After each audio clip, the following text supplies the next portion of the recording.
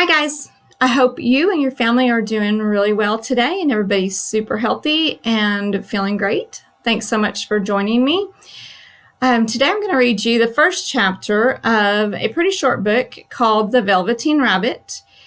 It was first published in 1922, so it's pretty old. It's about a young child, but the reading level is anywhere between 3rd grade and 8th grade. I think that's because some of the words are more difficult and a lot of the words are unfamiliar to children in modern days. It's about a little stuffed rabbit, and by the time the Velveteen Rabbit is dirty, worn out, and about to be burned, he has almost given up hope of ever finding the magic called real. You're able to print it out or share it with anyone using the story posted at Gutenberg.org. So if you want your own paper copy, you are more than welcome to print that out. Because some of the vocabulary is difficult, we're going to go over the words for the first chapter so you can be familiar with those. The first word I want you to understand is velveteen.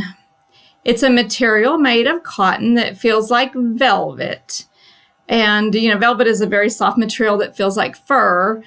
A lot of times you'll see people wearing velvet in the wintertime because it's really warm too. Some more words that don't really need photos are splendid, which would be wonderful or beautiful or even awesome. Toy engine is just a toy train.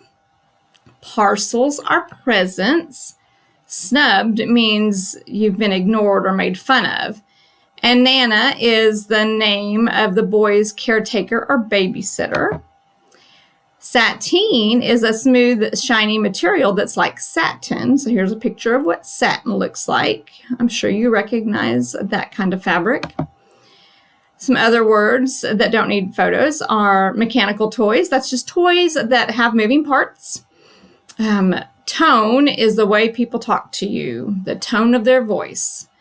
Technical terms would be fancy language or big words, even scientific type terms. In modern circles would mean people who like to be trendy or up to date, the cool kids.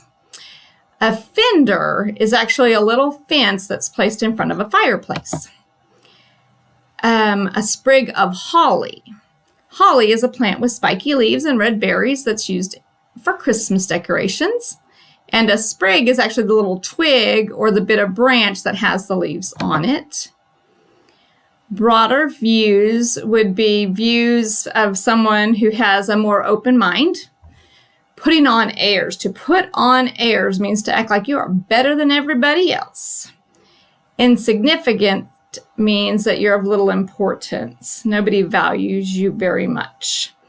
Succession is a line or series. So when the skin horse, when they talk about the skin horse seeing a succession, it means that the skin horse has seen lots of toys come and go since he's been in this nursery. And last of all is skin horse, a toy horse which can be sat on or pulled along. It's called a skin horse because it has a stitch covering similar to real skin. And this is an actual picture of an antique skin horse, which is nearly 100 years old now. You can see it's got like leather on it. So those are your vocabulary words. We will come back to the questions after we read this first chapter.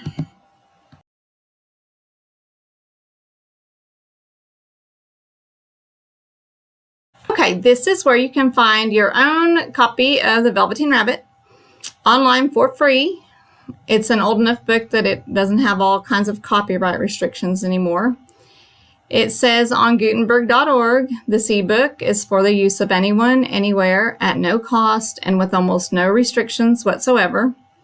You may copy it, give it away, or reuse it under the terms of the Project Gutenberg license included with this ebook or online. The Velveteen Rabbit. It also has another title, How Toys Become Real, kind of like the original Toy Story in 1922. The author is Marjorie Williams, and the illustrations are by William Nicholson. I'm going to go ahead and stop and think aloud while I'm reading, because that's what good readers do, and we've got to make sure we're thinking and putting ourselves in the character's shoes as we're reading. Let's go ahead and get started. There was once a Velveteen Rabbit, and in the beginning he was really splendid. He was fat and bunchy as a rabbit should be. His coat was spotted brown and white. He had real thread whiskers, and his ears were lined with pink sateen. On Christmas morning, when he sat wedged in the top of the boy's stocking with a sprig of holly between his paws, the effect was charming. There were other things in the stocking, nuts and oranges and a toy engine and chocolate almonds and a clockwork mouse, but the rabbit was quite the best of all. For at least 2 hours, the boy loved him. And then aunts and uncles came to dinner, and there was a great rustling of tissue paper and unwrapping of parcels. And in the excitement of looking at all the new presents, the Velveteen Rabbit was forgotten. So this just makes me think of any Christmas morning. You know, the first thing you do is open your stocking, and you're so excited, and you just love all that stuff. And then you start getting more gifts as the day goes on, and you might forget about those, toys you had in your stocking. It's not that you don't care about them anymore. You just have so much going on, and you're having so much fun, you just don't really think about it much. That's what I relate it to anyhow. For a long time, he lived in the toy cupboard or on the nursery floor, and no one thought very much about him. He was naturally shy, and being only made of velveteen, some of the more expensive toys quite snubbed him. The mechanical toys were very superior and looked down upon everyone else. They were full of modern ideas and pretended they were real. The model boat, who had lived through 2 seasons and lost most of his paint, caught the tone from them, and never missed an opportunity of referring to his rigging in technical terms. The rabbit could not claim to be a model of anything, for he didn't know that real rabbits existed. He thought they were all stuffed with sawdust like himself, and he understood that sawdust was quite out of date and should never be mentioned in modern circles. Even Timothy, the jointed wooden lion, who was made by the disabled soldiers and should have had broader views, put on airs and pretended he was connected with government. Between them all, the poor little rabbit was made to feel himself very insignificant and commonplace, and the only person who was kind to him at all was the skin horse. So when I think about what I just read, I think about, just the way that kids can make other kids feel. Sometimes even adults do this. You can kind of be made to feel that you're insignificant and commonplace, and it's so nice to have a good friend who's kind to you. So that can make you think about how much the rabbit really must appreciate the skin horse. The skin horse had lived longer in the nursery than any of the others. He was so old that his brown coat was bald in patches and showed the seams underneath. And most of the hairs in his tail had been pulled out to string bead necklaces. He was wise, for he had seen a long succession of mechanical toys arrive to boast and swagger, and by break their mainsprings and pass away. And he knew that they were only toys, and they would never turn into anything else.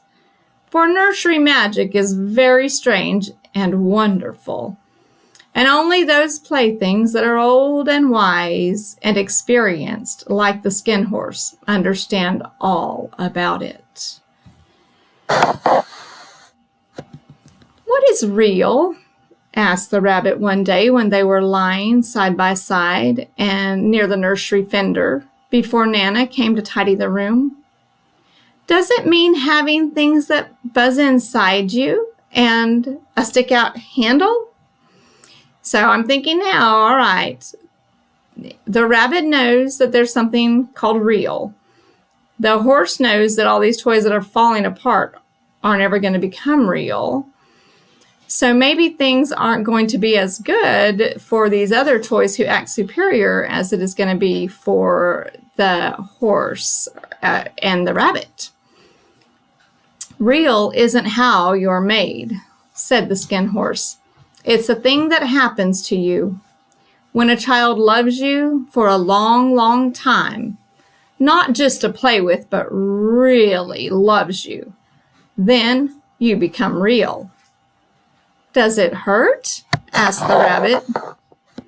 Sometimes, said the skin horse, for he was always truthful. When you are real, you don't mind being hurt. Does it happen all at once, like being wound up? He asked. Or bit by bit? It doesn't happen all at once, said the skin horse. You become.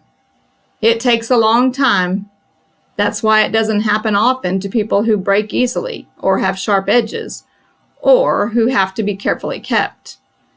Generally, by the time you are real, most of your hair has been loved off and your eyes drop out and you get loose in the joints and very shabby. But these things don't matter at all because once you are real, you can't be ugly except to people who don't understand. I suppose you are real, said the rabbit, and then he wished he had not said it, for he thought the skin horse might be sensitive. But the skin horse only smiled. The boy's uncle made me real, he said. That was a great many years ago. But once you are real, you can't become unreal again. It lasts for always. So the horses made real seem magical and wonderful and just something special. So I think I'm predicting the rabbit's going to want to become real also. The rabbit sighed. He thought it would be a long time before this magic called real happened to him. He longed to become real, to know what it felt like. And yet the idea of growing shabby and losing his eyes and whiskers was rather sad. He wished that he could become it without these uncomfortable things happening to him.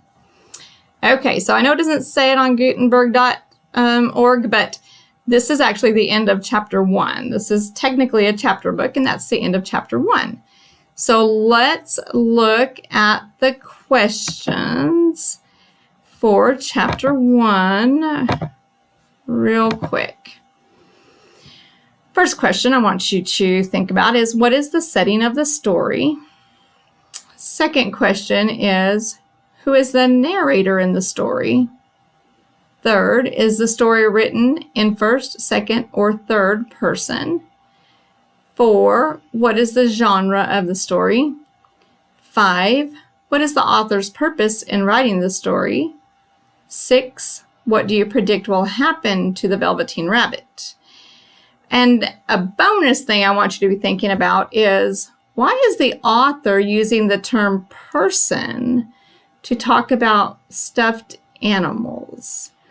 I will answer all of these questions before we start reading chapter 2. So think about these questions. Be ready to have your answer.